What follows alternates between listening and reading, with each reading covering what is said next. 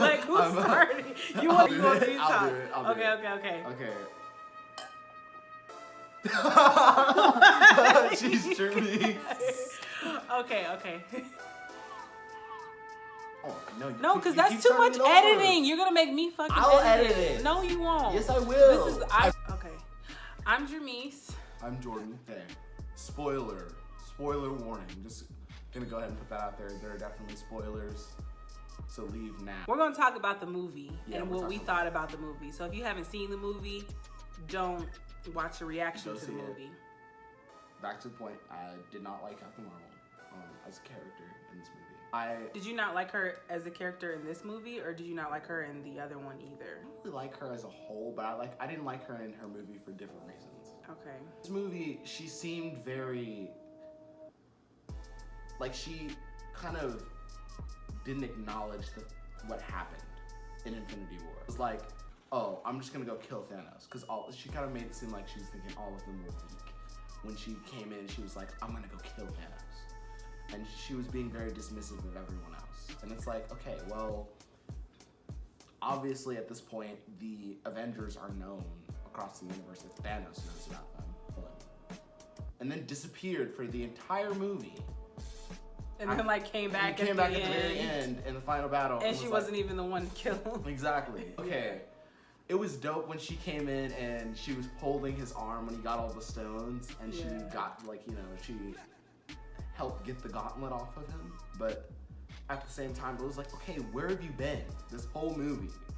You know what? I don't care for her character that much either. I feel like I don't care for her, not because I think that she's a bad character, but because we don't know her like that. We just met her like a month ago, and I just feel like she didn't even know who she was in her movie, and finally found out that, oh, I have these powers, but it wasn't in depth. There wasn't really an in-depth explanation as to why she is so important. I feel like they could have still gotten a lot of the things that they got done if she wasn't there. Like, even towards the end, about during the midst of the final battle, I was just kind of I had forgot about her. I wasn't wondering where she was at. When she showed up, I wasn't excited to see her. And I mean, I feel weird saying that because I really like Brie Larson as an actress. I really am a big fan of her. But this character itself of Captain Marvel, I just feel like she could have way more spunk and more spice, and she could be a little bit more badass. I don't know, I just feel like she doesn't have much of a personality, if that makes sense. Infinity War, when Nick Fury was like, I'm about to call her or whatever, I was like, oh my gosh, this white woman's about to come and save the world. She didn't, so. I will say I loved the shot with all of the Marvel women all lined up to save Peter Parker's ass. Oh, yeah. When they all lined up, he was like, what are you gonna do? And all the Marvel women showed up and they all lined up. Yeah. I did love that. I liked that too. I didn't love it because of Captain Marvel. Oh yeah, I loved it because I was like, oh shoot, Okoye is here. And we love our Peter Parker. We love our Spider-Man. I did. We'll have another conversation about Spider-Man, the different Spider-Mans. Yeah. But. I will say I did clap the first time I saw it. I did clap when I saw Peter come on. Everyone in the theater freaked. Well, I mean, I think it's also because we have a lot of empathy for him because he is the only kid, really. Yeah. And also just because his story, we see how likable his personality is and all of that stuff. So we wanted to see him come back. Overall impression of the movie, because I feel like we're just talking about characters at this point. 1 to 10, I would give it an 8. I felt like the first half dragged on. Yeah, that was really long. It dragged on. It was like there was no need for it to be 3 hours. They could have shaved off. They really could at least 45 minutes. Because when they first announced that it was 3 hours, I was excited. I was like, there's so much they could do with this, but it also scared me because I was like, they might be having a dragging movie, and my fear came true because they could have made it a movie that needed to be 3 hours. I like the fact that they didn't make it so extra. Like the beginning of the movie, like the first pretty much full half of the movie is recapping us and letting us know what's going on, how people are reacting to what's going on, and you know, you get a bit of a refresher of like what's actually popped off. I love the comedic aspect of Thor being fat. Like him going and, you know, having a drinking problem and getting fat, and then they didn't even like towards the end make him like magically appear with abs. Like he was fat the whole time, and I thought that was hilarious. I thought it was cool, because that's how he was coping. I like the fact that they showed how the Hulk was coping, you know, taking the pictures and things like that. I do like the fact that Ant-Man's daughter, that was his daughter, right? Yeah, she got older. She got older. I thought that was kind of cool that they did that. I was a little confused as to why Peter Parker went back to high school and his friend was still there after 5 years. Yeah. The thing about it is that we had no confirmation as to where Ned was during the snap. He basically could have vanished as well. Were you gonna say something? I was gonna give my overall rating. So you said 8 out of 10. I would give it a 7 out of 10. Because one, that movie was too damn long. I think they could have shaved off at least 30 to 45 minutes of it. And as far as pee breaks, I did go to the bathroom. I don't know, what did I miss when I went to the bathroom? You missed them explaining all of the time travel stuff.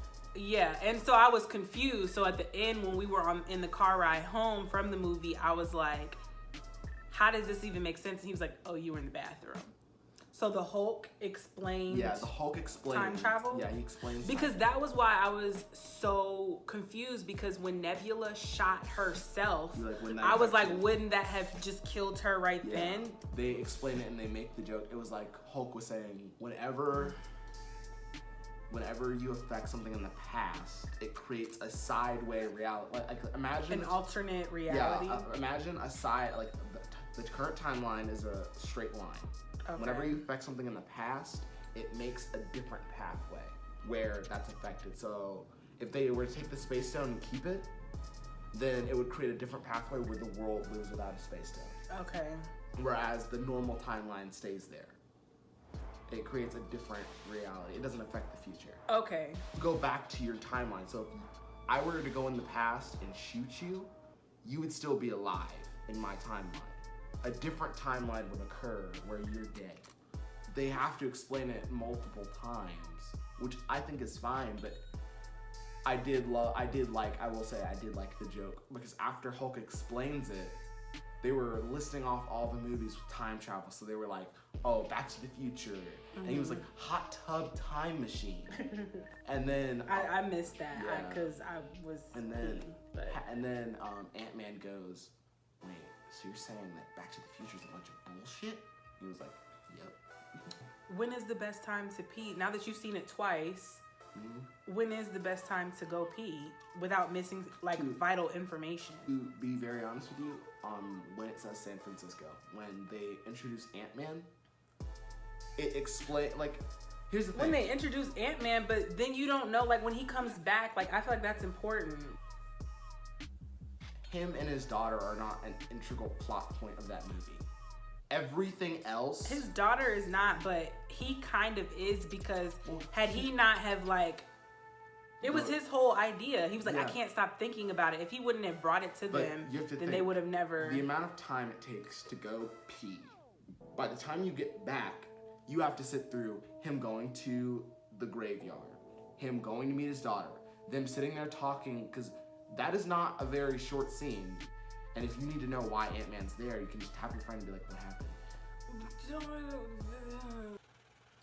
So, if I'm really trying to think about, because I disagree with you, and we can agree to disagree, around the time that they show Fat Thor. Yeah, you can go then. Because you're gonna find out later, you're gonna find out later that he's fat, regardless. But that's just jokes. That's just really funny. I think when they're going and trying to round up everybody to say, okay, we're gonna use the quantum reel, after they figure out that they can time travel, I feel like that's a good time to go, because they're just trying to round everybody up. So can we just talk about the fact that nobody cares? No one seems to care that Black Widow is dead. All of the memes, the reviews, the spoilers that I've seen, no one cares. Is it because we haven't seen her origin story yet? I don't think so, because I feel like that's one of the interesting things about her. Like, that would make you care more, because you'd be like, I want to see her origin story. Why is she dead? Like, you know, it really makes me... Because no one really cares about Black Widow like that. I know, and why? Like, she's badass. Like, she gets the shit done. But this is the thing, though. I really, really thought that at some point that they were gonna bring her back, because once she died, they were like, oh, like, she's gone, but there was just no other real, like, reaction or conversation about her after that. Was when Hulk, at the very end, when Hulk was talking to Captain America before he left, he goes, when I had all the stones, I really thought about it. I really tried to bring her back, but I just couldn't. Yeah, then, like, I remember that part, but I'm just saying, like, he was the only one that, like, really cared. I'm saying. He just threw a bench, and then he was like, they were like, okay, let's go finish the mission now. And it was like, when Tony died, we had a full funeral scene. Services. Full service. Which he deserved, but Oh, I feel like they definitely. should have did something for her. You remember that kid who was all by himself? The kid in the back that no one knew. In the Yeah. field. That was the kid from Iron Man 3. Should remember that, because Iron Man 3 was my first date with my husband, but I don't remember that. The little kid who had the potato gun in Iron Man 3, the one who Oh, helped the him. potato gun. Okay, Yeah. I think I remember that. That was I him in think the I do. background. He's older now. Okay, So that was obviously, him at because the that was like funeral. 6 years ago. Yeah, like they didn't even have a funeral for Natasha, as far as we know. Like, they didn't show a funeral or nothing. Like, I would expect them to at least show her grave or something. Be like, Right, she like some fought type and of saved- memorial for both of them. Yeah, especially or for her, because something. without her, they They wouldn't have got the stone. stone. Let me talk about that fight scene. I actually really liked the way that they did that fight scene where with Hawkeye and Black Widow, when they were fighting to save the other person so they could sacrifice themselves. I really liked that. And I think for her, she was having such a hard time dealing with and coping with at the beginning everything that was going on, and she kept saying, I just wish there was something I could do. I just wish there was something I could do. And that was her way, was sacrificing herself. So I really appreciated that, but I just wish that they would have, like, you know, did a little bit more in honor of her. And I'm really looking forward to seeing her origin story, because I thought Captain Marvel was a good movie, like, origin wise, but I just don't feel like she played as big of a role as I thought she would in this film. So I'm just hoping that there's another, like, female origin story that we can see that will make us feel like, yeah, like like she's badass. Like, we need badass women. Like, I want to feel like how I felt when I walked out of the theater when I saw Wonder Woman. Really, the thing about it is that, like, these are already strong, established characters in the comic world, but I feel like their representation through film has been very lackluster besides Wonder Woman. I agree. And I agree. It's really crazy to Wonder think- Woman is that bitch. Yeah, That's my girl. Wonder Woman was tight. Well, I mean, overall, what did you think about how they ended it? Like, what do you think? Give me your thoughts on Iron Man dying, because I will say this. Before we went and saw the movie, even before he saw it on opening night, we had a conversation, and he was like, you know, what's your theory? What's your prediction? And I said, I think Iron Man's gonna die, like, off the bat. So when he did die, even when, like, Doctor Strange was like doing this, like, one in a million? 14 million. Or whatever. When he did that, and he was like, if I tell you, it'll never happen, I was like, that right there, he's gonna fucking die. Yeah. Like, he's gonna die. It's a wrap on him.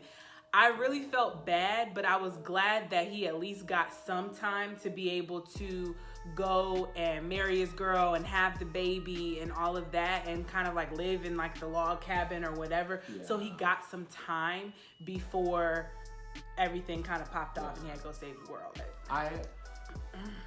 I loved his death mainly because I feel like I just can't get over that line, "I am Iron Man." I can't get over that. Those were his last words. His last words were, "I am like Iron those Man." were that line has been iconic for over a decade.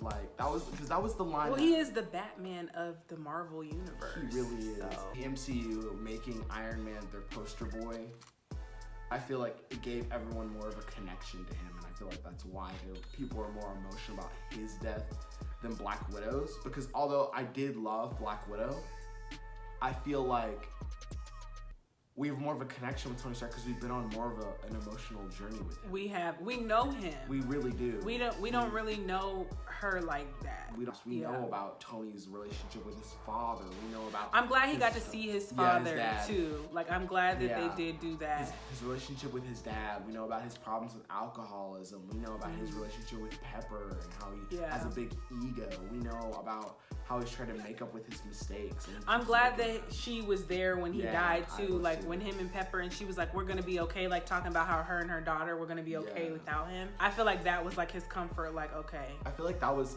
kind of her saying not just her and her daughter, but the whole world. Yeah, they were gonna be okay. Everyone. Yeah. Because like that's what he spent most of his life worried about. Because after the first Iron Man movie, like he really did like have a change of heart being kidnapped.